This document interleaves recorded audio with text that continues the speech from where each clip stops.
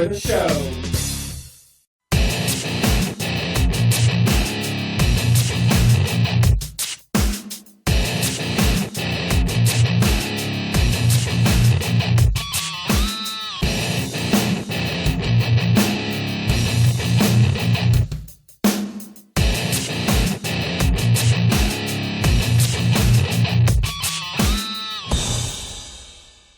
Welcome to the Power Pro Wrestling Podcast, the podcast by wrestling fans for wrestling fans. This is Robert Red, and I am blessed today to be joined by my friend Bradley. How you doing today, Brad? I'm doing good. How are you, Robert? I'm doing great. Well, on this podcast, we got a lot of interesting things we're going to discuss. We're going to be talking about the top five news stories, I should say, in this week in pro wrestling. We're going to be talking about NXT and if it should be in the same arena as WWE's pay-per-view. We've got a guest booker segment, and to end the show, we're going to do some bold predictions, but we're going to kick it off with our top five for the week, Brad. So give me your first moment of the top five, and it can be from Raw, it can be from SmackDown, it can be from Impact, it can be from Ring of Honor. So go ahead and give me your first moment of the week. I guess I'll start and say I'm going to go 5-1 here and say that my number 5 moment is going to be what the New Day did on Raw this past week, just because those guys are hilarious. When they first came on, I didn't understand the gimmick. I get it now. It cracks me up. The highlight of that was them backstage with Renee when she got in on the clapping with them. Gold. It was gold. Yeah. That was a funny segment, and I do enjoy what the New Day do. My first moment, and this is probably the best moment that's happened this week, was the whole Miz TV segment. Starting it off with The Miz and then bringing in Daniel Bryan and then just their interaction between the two, and then having Big Show come out and then run his mouth for a second and then have the returning Ryback come out and get an amazing pop up on Raw, and then just what he did and the interaction that happened afterwards, and then how it ended with Ryback and Daniel Bryan in the ring doing the whole yes. It was just a very great segment. I enjoyed it. Probably the best segment that's happened this week. So that's kind of my first moment of the week. So I'm going to kick it back to you, Brad. What's your second moment for the week? Or your number 4 as you're calling it. I'm going to echo you on the Miz TV segment there, as Daniel Bryan would call him, the Ryback. Coming back, got a massive pop there. And it's just always good to see Bryan. I wish that we had got some news that he was coming back, but that was wishful thinking. Who knows if it's going to happen. But, yeah, that was a fun segment. That's my number 4. Yeah. And I'm going to go with my second segment of the week that I enjoyed. Now, this was a pretty decent match that I enjoyed, and I believe probably we're going to see it from you later on in your list, but the Orton-Owens-Cesaro triple threat match that happened on Raw, I just enjoyed it. I felt it was a good match. I guess it made sense logically that Orton winning it because he was the more established veteran in the match, and he did have history with Seth Rollins. So I enjoyed it for that, and just the finish of the match with the RKO to both Owens and Cesaro to win the match. So I enjoyed that. So I'm going to kick it over to you, Brad, and your number 3. My number 3 moment's going to be the Divas Revolution. It started out with, was it Team Bad and Team Bella? Team Bella. Yeah, started out with that match, but my favorite part of the whole thing was just the whole breakdown at the end where they were all brawling. That was good, and I just love the focus that the Divas are getting. I'm looking forward to that match at SummerSlam. It's good stuff. Yeah, I do enjoy that as well. My third moment, I'm actually going to kick it over to Impact and TNA and their King of the Mountain match that highlighted the Impact Wrestling show. Oh, if you've seen Impact from this week, you know that they brought in the GFW Stars because Jeff Jarrett was in charge, and they had a King of the Mountain match for basically the vacant King of the Mountain title, which used to be the Legends title because Jarrett won it at Slammiversary, and since he's no longer an active competitor, he decided to basically vacate it. So it had PJ Black and Chris Mortadeschi, which Chris Masters and Justin Gabriel from WWE.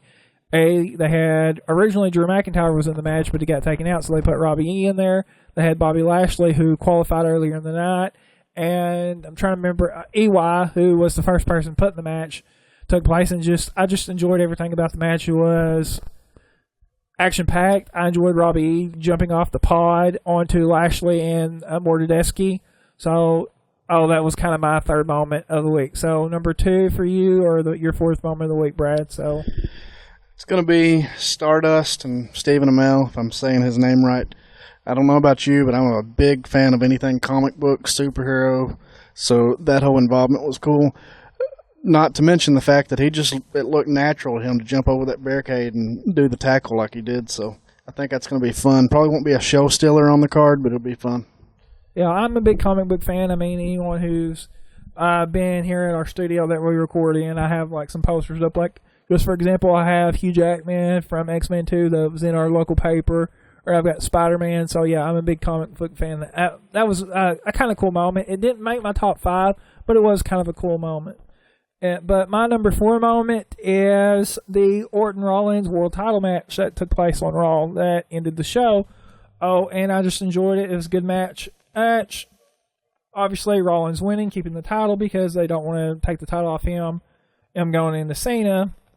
But what I really enjoyed about it was not necessarily the match, but what happened after it, having Sheamus pull out Orton and stuff like that, and having an attempted cash-in, and just, you could tell the fans were really anticipating maybe a big moment, a big cash-in, and having Sheamus win the world title and maybe changing up, or what happened at SummerSlam. So, the match was good, but I think I enjoyed the aftermath of the match that made it exciting to me. So, we're going to kick it to you, Brad, for your last moment of the week, and then... My last moment of the week is the one that you also mentioned. It's the Cesaro, Owens, Orton triple threat match. I thought it was a really good match, and I'm very interested in anything that Owens and Cesaro do. They're definitely my top 2 favorite guys right now. Man, that flip that Owens did over the top rope, how anybody could not be into that guy with the size that he is and the things that he can do, it's just amazing. That's my number 1 moment. Yeah, I agree, and just to echo what I said earlier, I mean, and me and Kevin Owens have the same birthday, and I've watched him since Ring of Honor, like maybe a few years ago when he was doing his stint as the Ring of Honor champion, and then turned babyface near kind of the end of his Ring of Honor run. And he's a great talent, great performer. I enjoy him.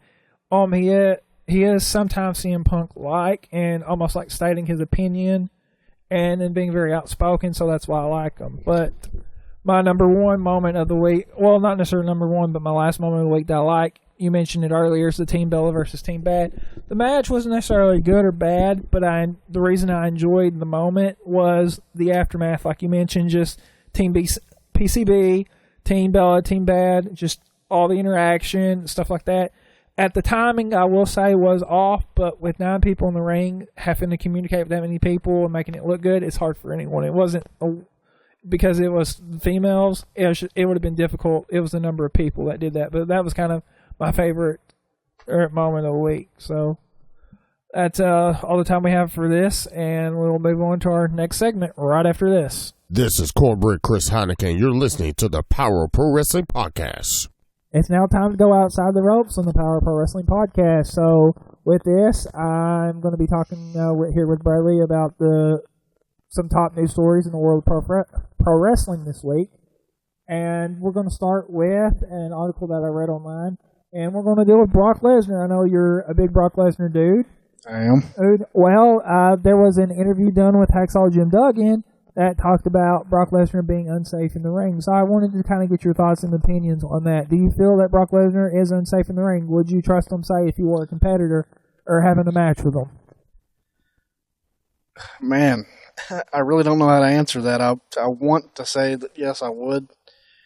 But that's coming from a fan standpoint. I see how rough he can be. Now, I will disagree with what Duggan said. He made it sound like that Brock just doesn't care. And now I'm not sure who was interviewing him because I'm not familiar with that. But they countered and said that they felt that it was more of somebody not knowing their own strength. So I would say it's probably more so that. I don't think he goes out there with the intention of hurting anybody. Hey, well, I mean, this is a pretty interesting thing that Hacksaw Jim Duggan did say about Brock Lesnar being unsafe in the ring. And, I mean, just the way that Brock Lesnar comes off, just his attitude, dude, I just don't know if that's his character or just what it is about Brock Lesnar, but to me, he almost comes across like he doesn't care if he goes out and hurts people or not in the ring. He just comes across that way. I don't know if that's really his persona or his character or if that's really how he goes out there. Now, I would be kind of worried or concerned going into a match with Brock Lesnar if I was an actual competitor, just from how physical, like you mentioned, he is, and how physically intensive the matches are because I don't know if Brock has at the mindset now that I'm not in the UFC anymore. I cannot wrestle that style. This is not to where you're making full contact and trying to beat the snot out of me, crap out of me. I'm in the WWE, so I need to hold back. So I don't know if I would be comfortable having a match with Brock Lesnar just for the simple fact. And when you mentioned the comment, the reporter saying he didn't know his own strength, Duggan countered and said, yes, he does know his own strength. So, I mean, Duggan, even with that comment, was saying that Brock Lesnar is unsafe in the ring. And he did make a good point of if I give you my body, you're supposed to take care of me. And being like a former competitor, not necessarily a good or a bad one, on in the ring, and your job as a wrestler is to take care of your opponent because they're supposed to be taking care of you. So if Brock Lesnar's not doing that, I would be a little worried about stepping in the ring with Brock Lesnar. Now, with Brock Lesnar facing The Undertaker at SummerSlam, Taker obviously must not have any trust issues with Brock Lesnar, but I'm surprised that he doesn't, considering he got a concussion from WrestleMania 30 the last time they met. So I don't know about that. I mean, there's definitely something to be said there for anybody that's watched his matches, but I also think his physicality is what makes his matches must-see. I mean, everything Lesnar does, you just have to see what's going to happen. I guess it's that unpredictability. Okay, well, we're going to move on to our second news story of the week. And since we're talking about MMA, let's go to Ronda Rousey. And granted, she's in the UFC, and this is a wrestling podcast, but we're going to kind of relate it to WWE. She took part in a Reddit interview, I believe, this week, and she didn't ask me anything, and a fan asked her about coming to WWE, and she responded she'd like to come to the WWE one day. So, do you see Ronda Rousey fitting into the WWE? Do you think she can work the style? And how soon do you think Ronda Rousey will be in the WWE? Do you think it will be when she retires from the UFC, or do you think we'll see her center in the WWE? I don't think that Dana White's going to let her be involved while she's still under contract in ring. That is, obviously he let her do the whole deal at Mania this past April, but that's a whole different bag. So I really can't say when I think she would be there. I do think she will be, and I think it's going to be awesome. Well, I mean, I obviously could see sometime in the future Ronda Rousey being in the WWE, just for the simple fact of her fight, I think that lasted 34 seconds, is the most recent fight, was dedicated to Roddy Piper, and I think that was like a couple weeks back maybe that happened. So, I mean, obviously she has a love of pro wrestling, so I can see her obviously being in WWE one day. I would hope that it would be sooner than later, not when she retired from the UFC. I hope that she could work out something with Dana White and be able to do something at this coming up WrestleMania. Something may be in the works, and maybe they're just not letting it out yet. But I definitely can see her in the ring, just like I agree with you. I can see her being in WWE. Okay, so we're going to move on to our third news story of the week, and it is Lucha Underground contracts. Now, as you know, if you've listened to the podcast, Lucha Underground just had their Ultimate Lucha, which was kind of their WrestleMania like a week or so ago, and it is doubtful as of right now if there's going to be a second season, and the talents have been told that they can work dates throughout the end of the year. So do you think we'll see a second season of Lucha Underground? I mean, kind of what's your take on this, Brad? I don't even understand the concept of a wrestling company having seasons. So that was new to me. It kind of confused me when I read it. I'll be honest and say that I don't follow the product. I have seen it.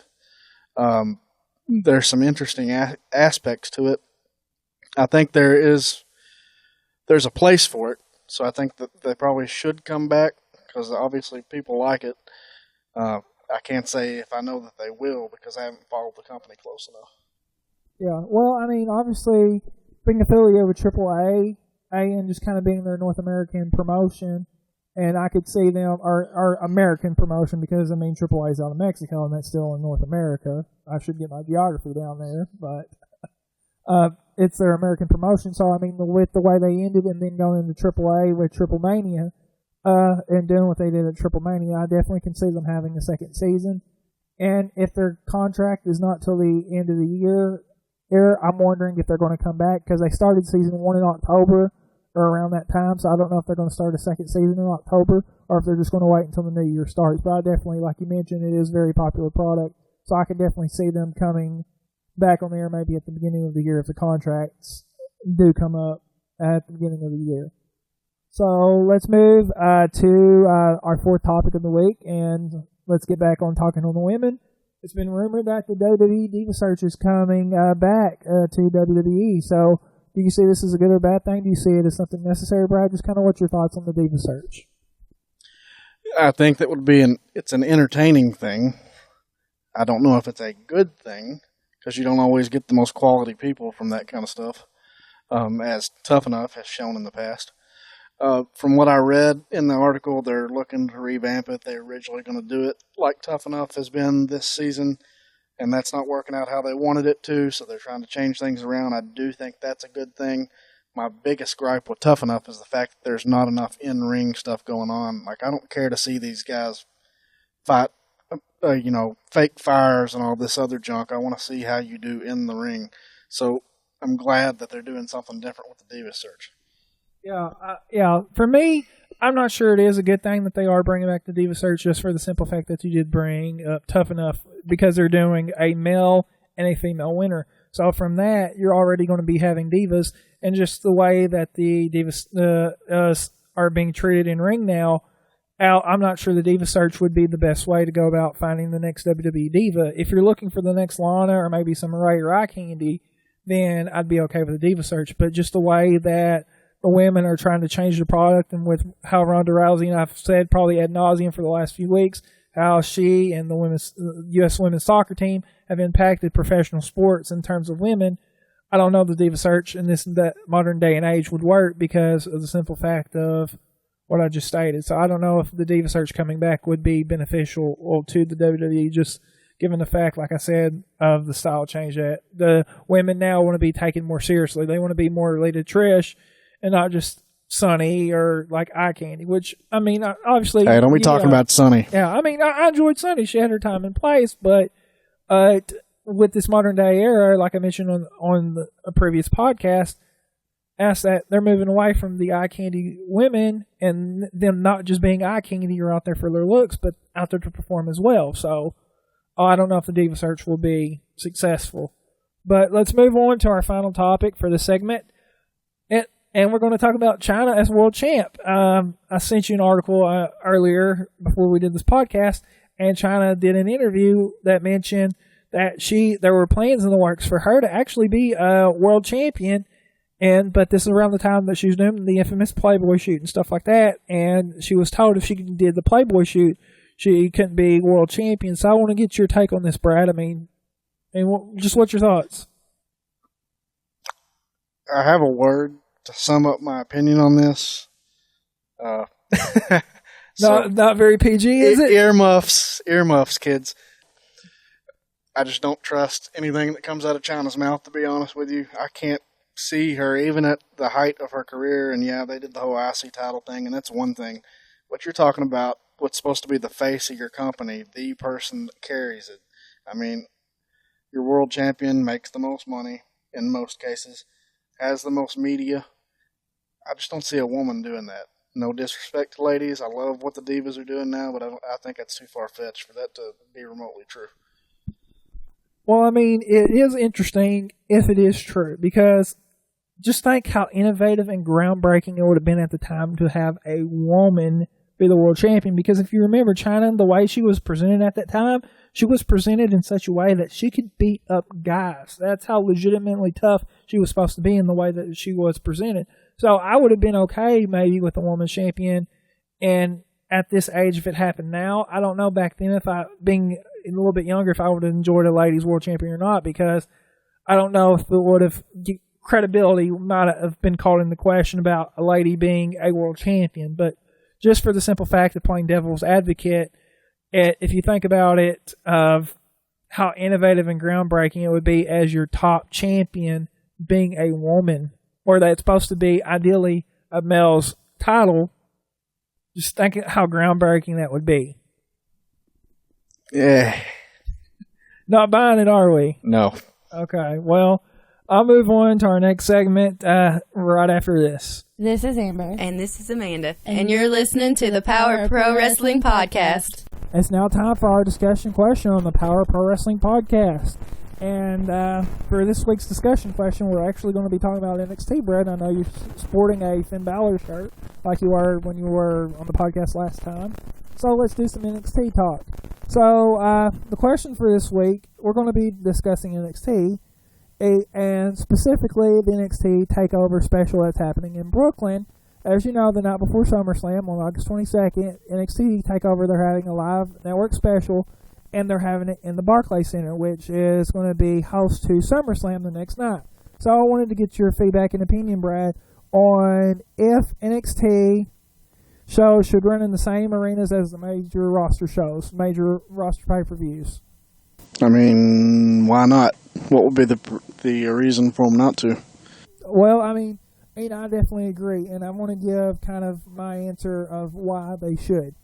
If you really think of what NXT's purpose and goal is to be, they're there to be a developmental system or territory and stuff like that. Its purpose and goal is to develop guys and get them ready for the main roster and get them on the main roster. So why would you not, like you mentioned, put them in the same building that the next night you're going to have your biggest event of the summer at, and just kind of test the water, see how everybody is getting over, get them exposure to working in larger crowds and stuff like that, and letting them slowly learn how to work in the larger crowds. That way when they get to the main roster, it's not just a culture shock, if I can use that term, to where it's just so dramatically different. Because if you look at guys that have come from NXT, some guys have not been so successful going to the main roster. You've had Adam Rose at there for a while, worked, but where is he at now? The Ascension, great tag team in NXT. They're now jokes on the main roster, so a lot of guys making that transition, it's not been so clean and clear and smooth. So I feel that it would be beneficial for the guys in NXT to work the venues that the main roster work, or maybe not at the same capacity or same size, but to work the same venue. And I'll let you go, and then I'll kind of give you a more reason why I think they should. I'm going to branch off here because I don't know how much I can actually say about the venue itself. But you mentioned Adam Rose and the Ascension. I think the problems there with those guys, for one, Adam Rose would have worked really good in the Attitude Era with his whole party gimmick. Obviously, it was supposed to be implied that he was on drugs or whatever. Can't do a whole lot with that in the PG environment.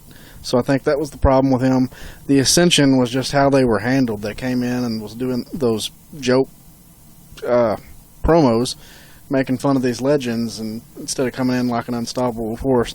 Now, to spin it back around to not get too off topic, the event itself that they're holding there in the Barclays Center, I'm kind of confused on why Kevin Owens is still involved in the NXT stuff. He's supposed to be on the main roster now. I mean, it was reported that he signed his main roster contract, so I don't understand what they're doing there. Well, I think to answer your question, there's just two tie up loose ends with him being on NXT, and this is, I think, going to be his send-off and farewell to where he's just going to not be on NXT anymore and be on the main roster full time. The reason, but to bring it back around, I don't see the reason why they shouldn't, or just to play devil's advocate to say why they should not.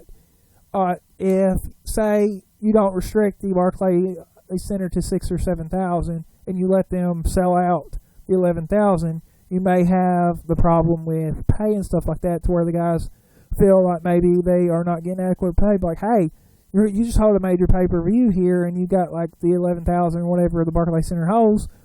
We got the same amount of people, so why can't we make main roster money? That would be really the only reason why I could see them not having it in the same building as the main roster. Or would really only be my main concern, that you would have maybe not necessarily the case like the Ultimate Warrior got reported back where he held Vince McMahon up for SummerSlam and like getting so much money, or I'm not going to go out there. I don't think you'd necessarily have that kind of a problem with the current roster, but just for the simple fact they might be like, hey, we've sold out the building, you did too, I think we deserve something more. So a new Nexus. Come on, we don't need Tyler Breeze or somebody choking somebody with a tie. We saw what happened last time. Yeah, that's true. Well, that guy likes to say yes a lot, so I guess it's done okay. So that's all the time we have for this segment, and we'll be back right after this. Hey, this is John Jones, and you're listening to the Power of Pro Wrestling podcast. It's now time for our guest booker segment for the Power of Pro Wrestling podcast. Now, I did this segment kind of last week with my friend Cornbread, Chris Heineken, and we talked about how they should do the Brock Lesnar Taker match. So, Brad, what we're going to do something similar, and we're going to take the other big match from SummerSlam, the title for title match, and do the Cena and Seth Rollins. So you're going to play the role of Booker, and I want to kind of get how you would book this, the SummerSlam, kind of like book what should happen maybe on this Monday Night Raw, how you would book the match at SummerSlam, and maybe just kind of the aftermath of SummerSlam, how the direction you would go with it. Well, let me get this out of the way first and say that I don't understand why they're even doing this match. I'm not a fan of it, but I'm going to try to take chicken crap and turn it into chicken salad here. This coming Raw, I definitely think Cena needs to verbally answer. There needs to be some exchange between these guys in the ring. I don't think that I would have them touch because I'm not a big fan of that physical interaction before the match. Kind of old school in that mentality. So basically, just a verbal exchange between the guys building up. Now, because I don't think either man needs to carry both of the titles, I mean, the U.S. title just got to where it's important again to me, having one guy carrying the world title, which is obviously more important carrying this one too. To me, it devalues it. So I would probably do some kind of dusty finish to steal that term. Maybe have Cesaro and Owens come out and get involved and mess the match up so you can lead into doing something different in the next month with those two involved in that title. Okay, so that's kind of how you would book it leading up to SummerSlam, kind of like the aftermath? Yes.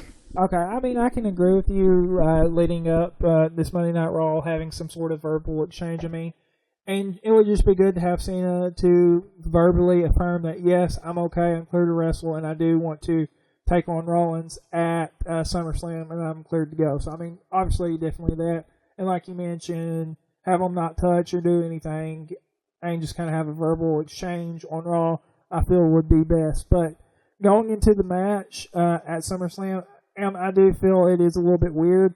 Or like maybe WWE didn't know what they were going to do leading in, and it was rumored that they were going to have a different match maybe for Seth Rollins going into SummerSlam.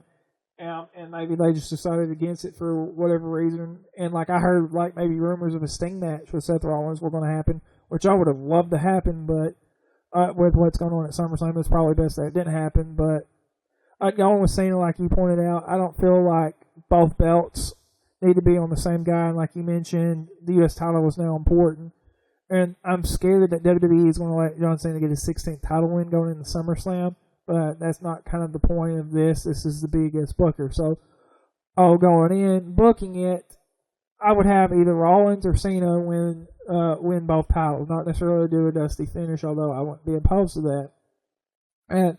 But you got to remember in the back of your mind, Sheamus still has the Money in the briefcase, and this match is screaming that they're wanting to pull the trigger on Sheamus being the world champion. So regardless of whoever wins it, if it's either Cena or Rollins, and have them have both belts and celebrate, and you can either go to the next night on Raw, or you can do it same night like they did at SummerSlam like 2013 when they had the whole Randy Orton cash in on Daniel Bryan.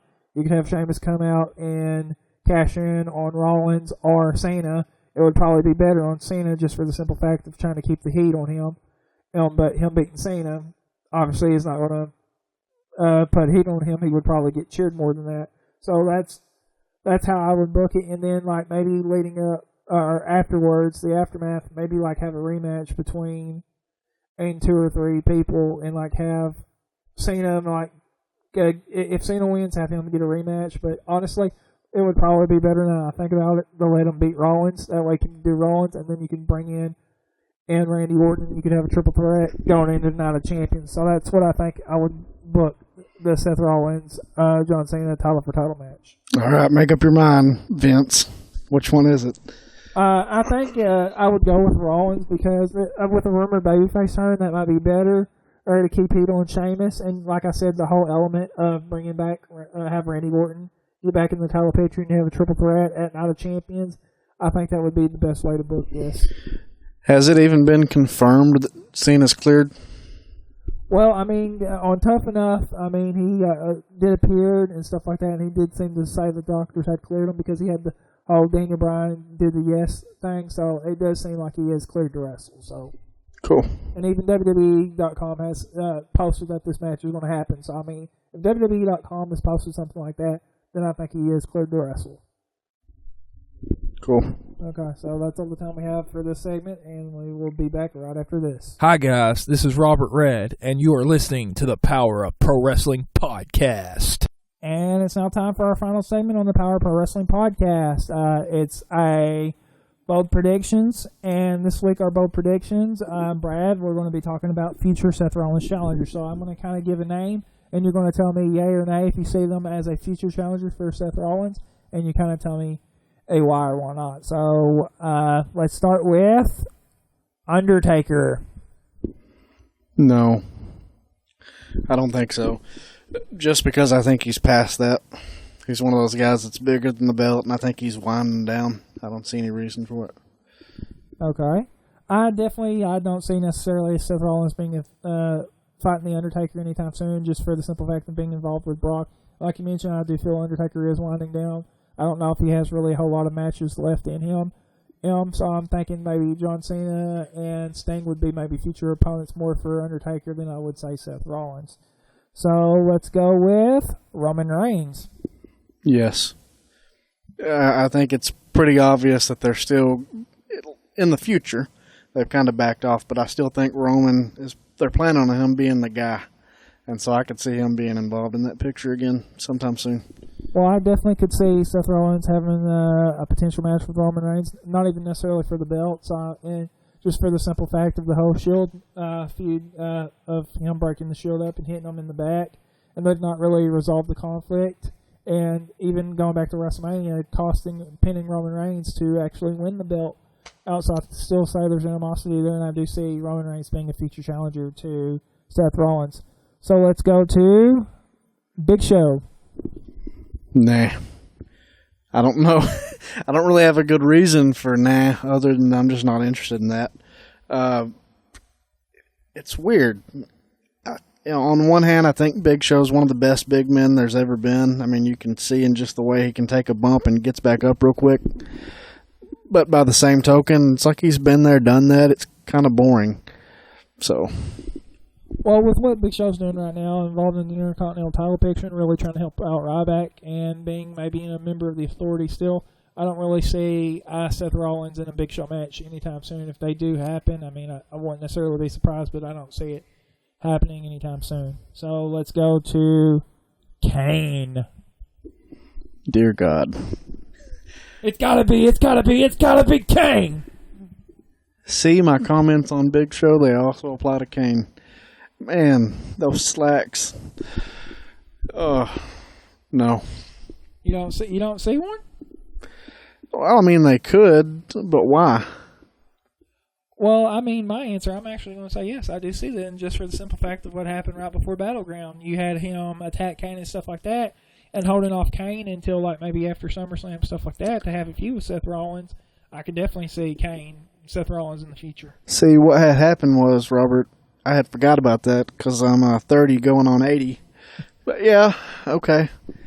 That being said, I could see them having a match, but Not interested. But, no. Okay, and we're going to move to the last guy, and this should be an interesting one. How about Triple H? Yes, I think that would be great, actually. Yeah, it just makes sense to me. Something's got to change somewhere. These guys have been aligned for too long. It's, they're screaming for something to be switched up. So, and I think they could have a good match. Yeah, I mean, I do see this happening in the future. Seth Rollins, Triple H happening. I don't know how soon they're going to do it, but just for the simple fact of how mouthy Seth Rollins has been toward Triple H, I could see Triple H turning on him and saying, "Hey, you got yourself into this," and like maybe trying to bring Seth Rollins up to prove himself to be a good champion. Maybe that's another reason why this match happens between Triple H and Seth Rollins. So I definitely can see a Triple H Seth Rollins. I was surprised that it wasn't going to take place at SummerSlam, to be honest. Yeah, and that's actually a rumored match. I think that they were going to that had been rumored was the Triple H Seth Rollins match, because I could have definitely seen it after the whole Battleground thing, and Triple H saying that you need to prove yourself even more, so you got to fight me. So I can definitely saw it. But that's all the time we have for the podcast. Is there anything that you want to plug before we go off the air, Brad? Do you want to plug your Facebook, Twitter, anything that you want to plug? You can find me on Twitter at BradH84.